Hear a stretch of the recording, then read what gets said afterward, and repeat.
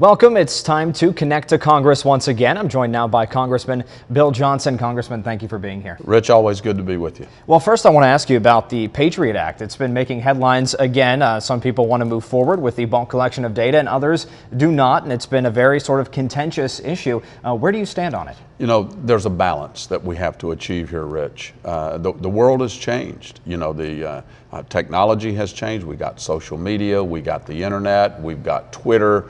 The bad guys are out there trying to figure out how to get inside of our inner circle. We've got to find them before they find us. But at the same time, the American people, American citizens, have a right to their privacy.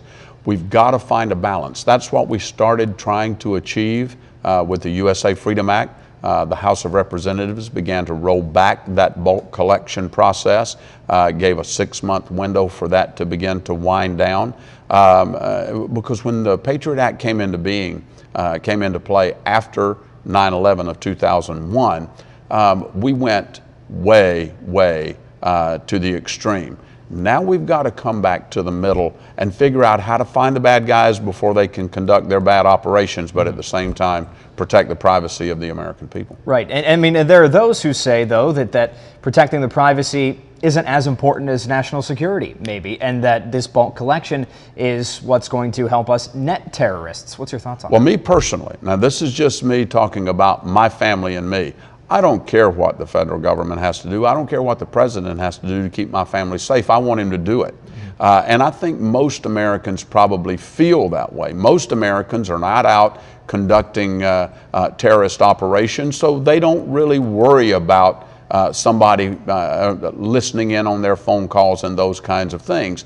But absolutely, we need to be concerned about the privacy of the American people, and every American has a right to that privacy. So we've got to achieve that balance somehow. Let's move a little bit now to kind of another national security issue, but one that could involve the United States military. Of course, taxpayers spend $250 billion training the Iraqi army, and right now we see major cities falling, like Ramadi, I believe was 2 weeks ago, fell to ISIS. What should the United States' next step be here? The same step that should have been done in the first place. The president said he wants to degrade and destroy ISIS. He should be listening to our military commanders, and our military commanders have told him that an air war alone, without a ground force that can fill in that gap, and the Iraqis have demonstrated that they're not capable of doing that.